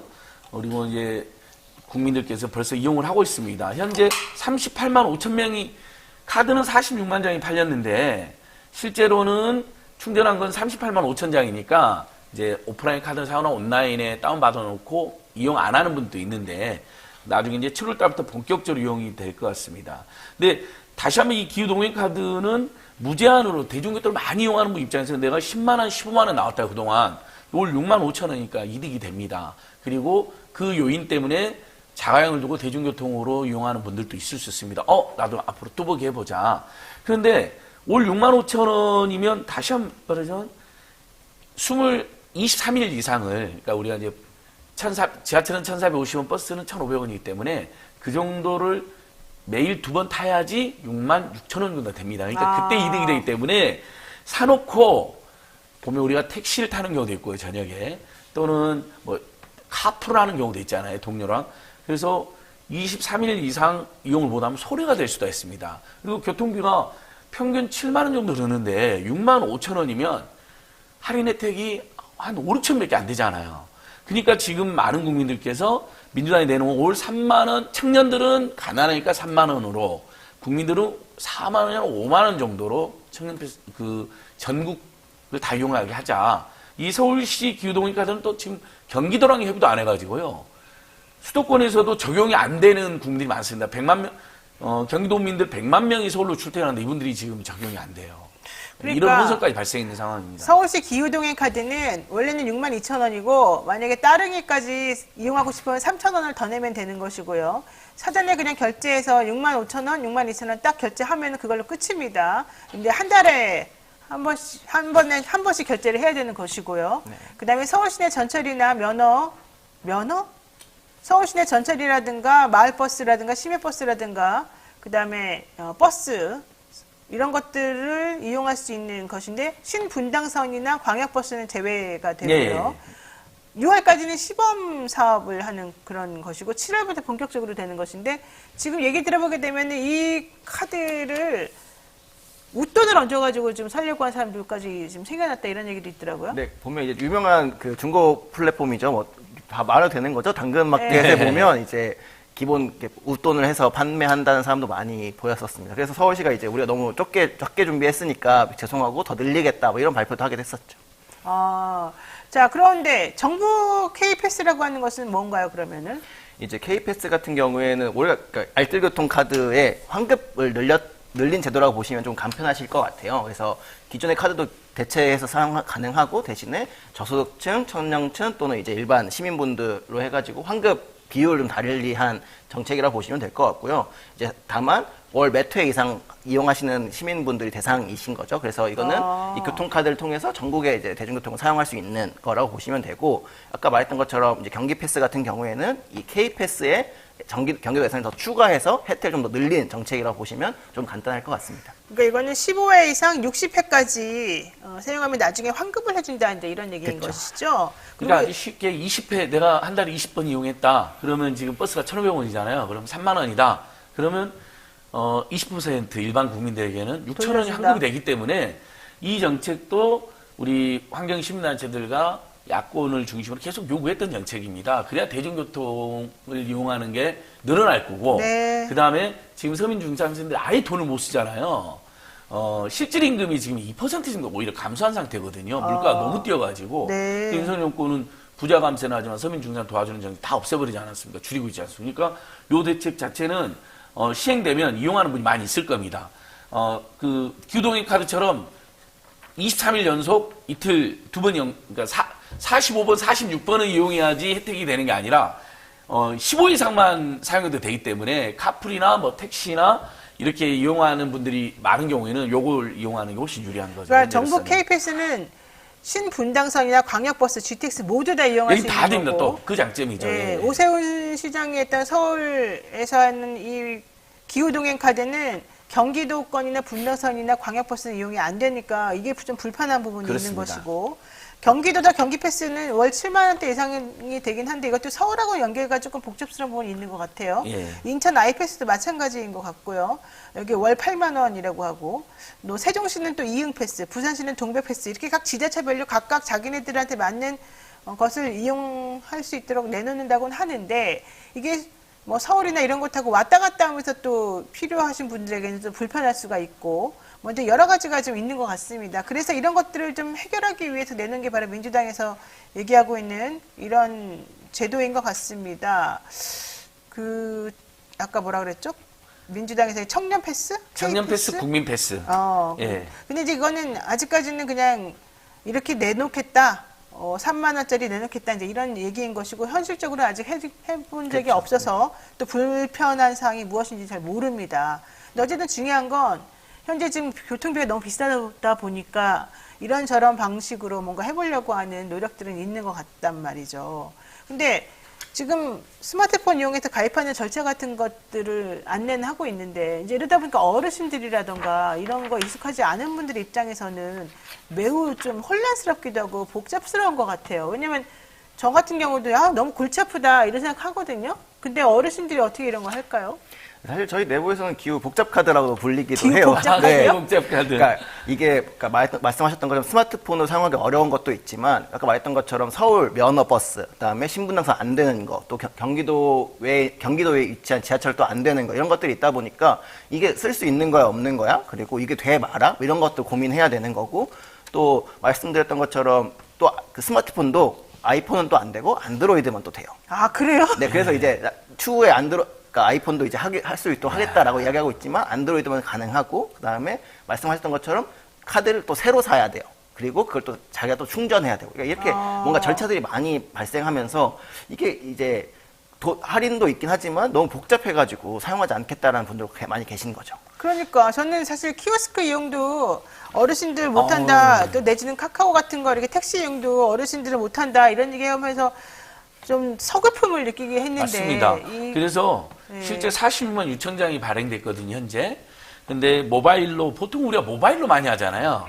근데 이건 팀원이 가가지고 복잡하게 회원가까지 또 해야 돼요. 그러니까 17만 밖에 모바일로 발행이 안 됐어요.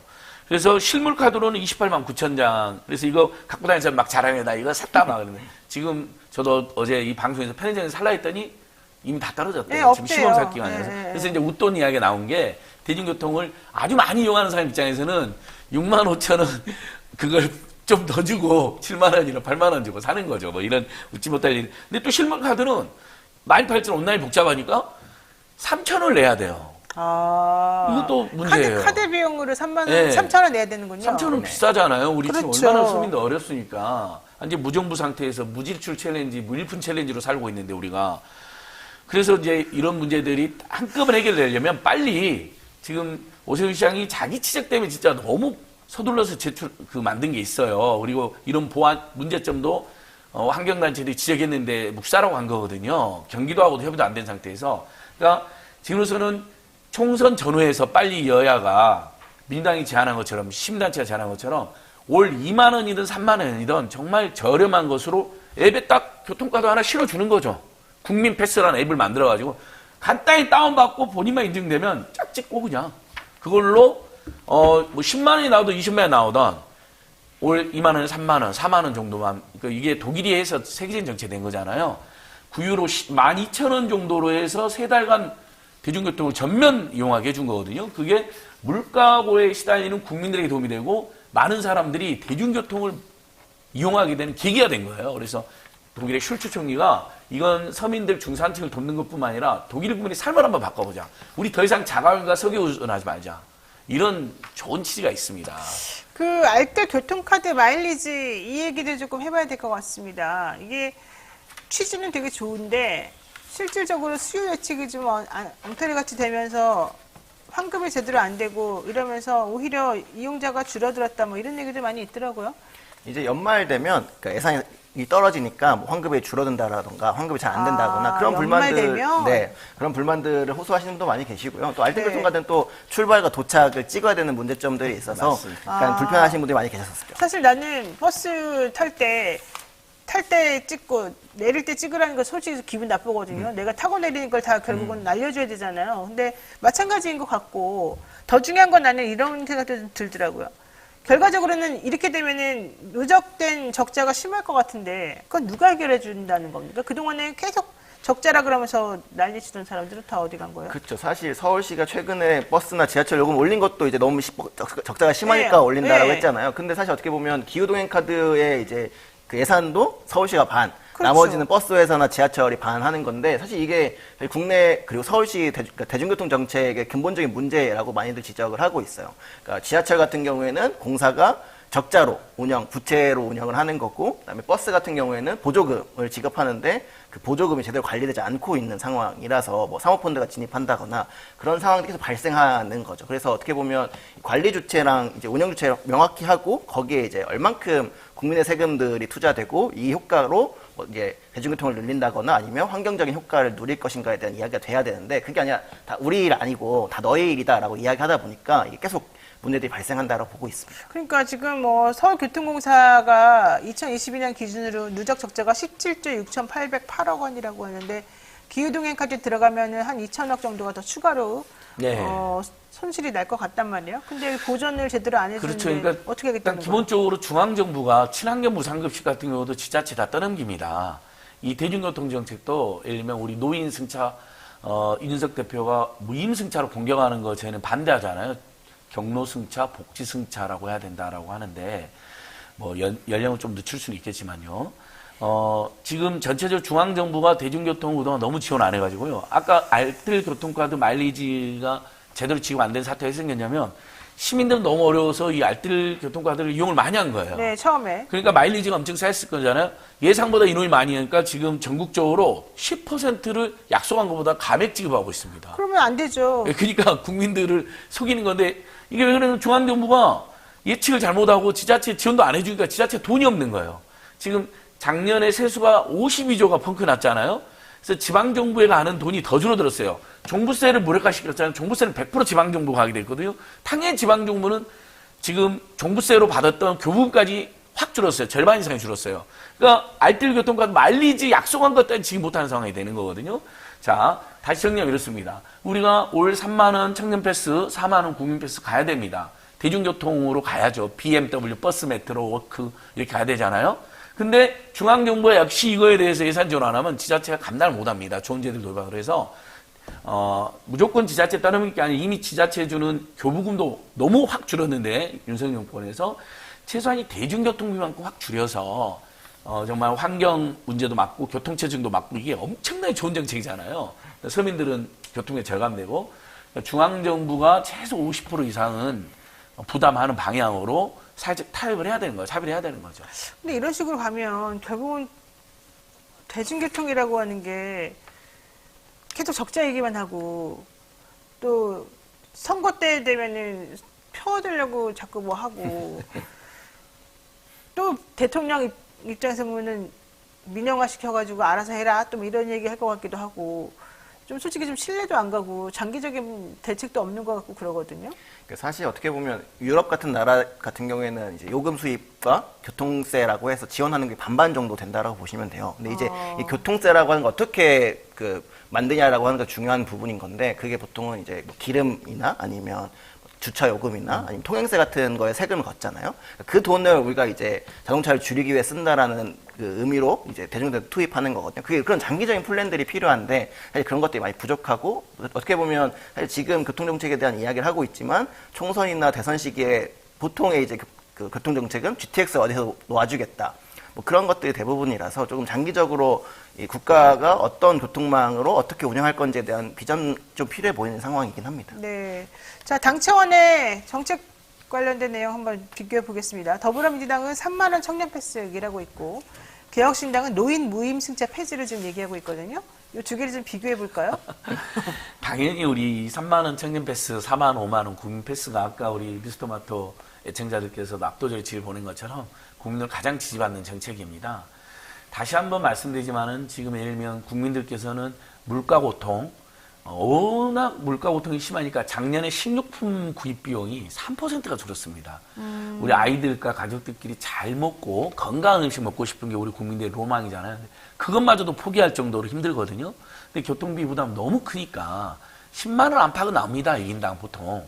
그러니까 이걸 3만 원이나 4만 원으로 줄여주겠다는 거니까 절반, 일종의 옛날 우리 반값 등록금 투쟁했듯이 반값 교통비가 되는 거거든요. 얼마나 좋습니까? 근데 다시 지금 국민의힘은 정책이 거의 없다 보시면 돼요. 그냥 네. 오세훈의 기후동행 카드 하나 내세우고 있는데 그건 아까 지금 많은 문제점이 노정된 것이고요.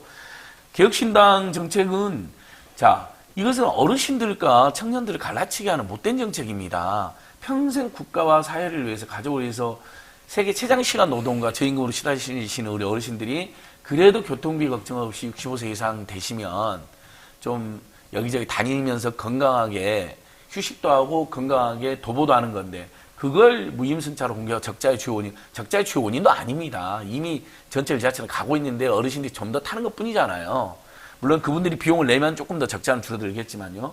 그래서 그건 오히려 제가 계속 말씀드리지만 65세가 이용하면 혹시 너무 요즘은 이제 초고령화 사회가 됐으니까 너무 젊은 시절부터 이용한다라고 생각하는 본인도 생각하는 분도 있어요. 그러면 사회적 활동에서 66세, 67세 정도로 이렇게 몇 년은 늘려가는 방향은 있을 수 있습니다. 그 적용 기준을요. 네. 그러나 그걸 공격하고 폐지하는 방식은 옳지 않죠. 네. 자, 그럼 이제 3만 원 청년 패스는 예산이 어떻게 마련되어서 이걸 하겠다는 거죠?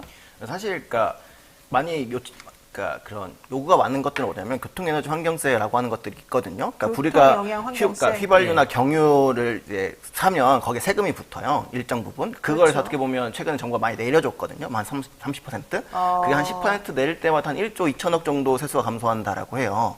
그거를 보통 이제 많은 시민사회단체에서는 대중교통을 이제 지원하는 세제로 써야 된다라는 이야기를 많이 하고 지금 같은 경우에 사실 도로를 까는데 많이 사용하고 있어서 그게 그러니까 안 좋은 효과를 많이 준다라고 해서 차라리 대중교통을 지원하는 정책을 해야 된다라는 이야기를 많이 하고 있고 그게 이제 말하는 민정의 3만 원 패스라든지 아니면 사실 각 정당들이 내놓고 있는 교통정책들을 지원하는 이제 세수로 사용해야 한다라는 이야기를 많이 하고 있죠. 근데 사실 조금 이건 현실성이 없을 수도 있는 게 이게 3만 원 청년 패스가 청년들에 한해서만 3만 원에 하고 그냥 일반 국민에게는 5만 원에 팔겠다는 건데 솔직히 청소년들도 청소년 거 사가지고 어른이 사용하는 걸 찾아내기가 쉽지가 않은데 청년이 예를 들면 안진거 소장이 청년 패스 사가지고 쓰면 그걸 어떻게 막아내죠 일일이? 그게 이제 방법이 있습니다. 청년 패스를 사용하면 소리가 간단하게 재밌는 소리가 나잖아요. 근데 어른이 사용하면 민망하잖아요. 이렇게 차단하는 방법이 있습니다. 아 근데 그 솔직히 바빠 죽겠는데 아침에 색깔도 달리할 수 있고요. 그러니까 얼마든지 그런 부작용은 차단할 수 있는데 저는 이제 이러면 세금 많이 들어간 사실이잖아요. 그래서 그걸 걱정하는 분들이 있는데 자 최근에 한국의 자동차 회사도 얼마나 엄청난 돈을 벌어들이고 있습니까? 고환율로 더 돈을 벌고 있고요. 전기차가 인기를 받으면서 보조금을 최대 1,500만 원까지 받았습니다. 그래서 지난주에 저희가 저출생 이야기하면서 아니 전기차로 하면 1,500만 원 주면서 아이 낳으면 100만 원 주는 게 말이 되냐. 그럼 아이 낳지 말고 전기차 낳고 돌아다니라는 거네. 욜로적으로 딩크적으로. 네. 이런 풍자가 나왔잖아요. 네. 그 자동차 회사들이 차를 더 막히게 하고 대기 환경을 오염시키잖아요. 그런 부작용도 있잖아요. 그 회사들이 막대한 수익을 더 많은 세금으로 대중교통을 지원해주는 거로 내놔야 됩니다. 알겠습니다. 우리 이민호 운동가에게 여쭤보겠습니다. 하나만.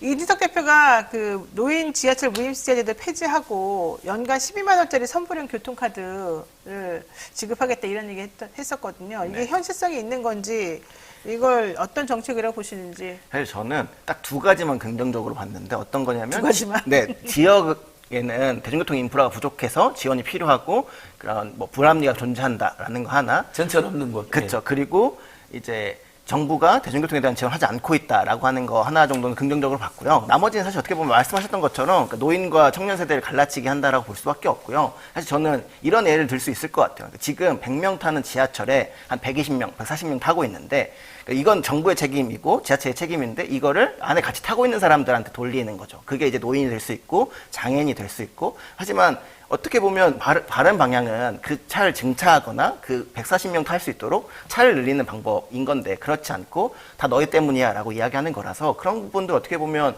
국회의원이 되려고 하고 또 당대표의 입장으로서 그런 말들은 조금 이제 시대를 역행하는 정책이었지 않나라는 생각을 할 수밖에 없을 것 같습니다. 알겠습니다. 네, 어쨌든 오늘 여기까지 정말 주마가 성격으로.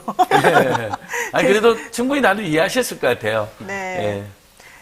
많은 교통정책이 나오고 있습니다만은 다들 주마가 성격으로 이해하고 있고 제대로 된 뭐 정책이 나온 거라고 좀 보긴 좀 어려워 보이는데 어쨌든 대중교통 이용을 좀 늘려보자. 그다음에 기후 변화 내지는 이 환경을 좀 생각하면서 대중교통을 좀 확인해보자 뭐 이런 얘기인 것 같은데 오히려 플라스틱 사용을 더 늘리는 거 아니냐 뭐 이런 얘기까지. 기후동행 카드는 그런 문제가 있습니다. 네. 그래서 경기도 화성처럼 아동 청소년 무료 버스 정책도 있거든요. 네. 그다음에 세종시는 올해부터 버스는 완전 무료한다는 거예요. 세종시민 내에서. 그러니까 대중교통은 이제 이 교통 절감 문제뿐만 아니라 마지막 한 것이 기후 재앙 시대에 네. 의무적으로 이렇게 가야 됩니다. 오세훈 시장처럼 그런 땜빵으로 자격증 올리려고 대충 이렇게 내놓으면 안 되는 겁니다. 플라스틱 막 이용해 만들고 3,000원 받고 그게 아니라 근본적으로 아예 무료화라든지 완전 파격 직전으로 그냥 편안하게 시민들이 대중교통을 그냥 이용하게 대폭 이용하게. 네. 그리고 어쨌든 자가용을 이용하지 않을 수 없는 상황에서 자가용 이용자들은 어떻게 하겠다는 거지? 우리는 막 소외되어 있는 겁니까? 아니, 자가용 이용자들은 또 이제 유류세나 같은 것으로 또 이게 고유가 문제를 또 도와줘야죠. 무조건 자가용 이용자를 비난하는 게 아니잖아요.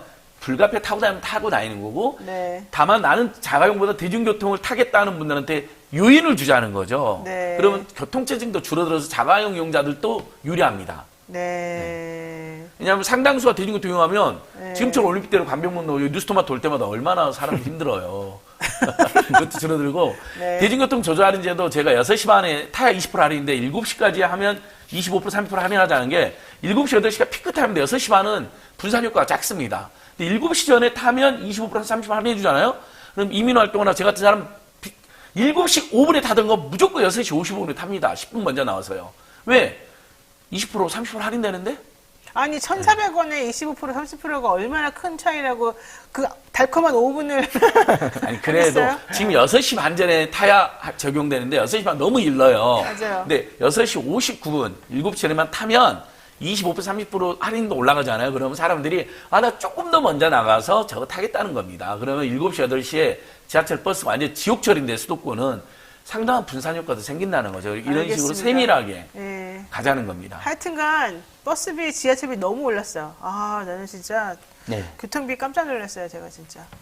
세금은 더 많이 올랐고요. 지하철 또 오릅니다. 또 오른대요? 1,450원에서 오세훈 시장이 여름에 150원 더 올리기로 해서 발표했습니다. 와, 진짜 정말 미치겠군요.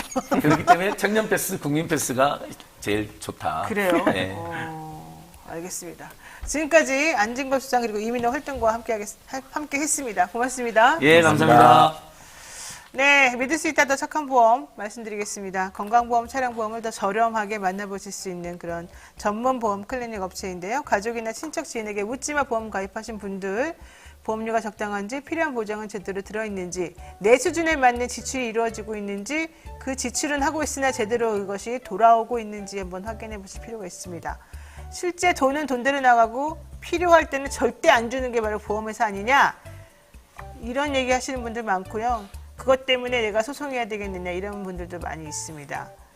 그런 거 하지 맙시다. 예? 준다고 그랬으면 제대로 주고 무엇을 어떻게 줄 것인지를 제대로 인식시켜주는 것이 필요하지 않겠습니까? 그런 것들을 미리미리 할 수 있게끔 하는 게 바로 믿을 수 있다 더 착한 보험 보험 클리닉 업체의 역할입니다. 여러분들 시간 되실 때 궁금하실 때 미리미리 점검 받아보시기 바랍니다. 예약만 하시면 전국 어디서든지 무료로 방문 상담 가능하니까요. 주저하지 마시고요. 상담 예약은 대표전화 1644-1236, 1644-1236으로 010-7611-3303으로 연락하시면 24시간 언제든지 문자 카톡 가능합니다. 확인 후에 친절하게 상담해드립니다. 영친이 분들에게는 특별하게 많은 관심 드린다고 하니 여러분들도 많은 연락 주시기 바라겠습니다. 저희가 준비한 내용 여기까지고요.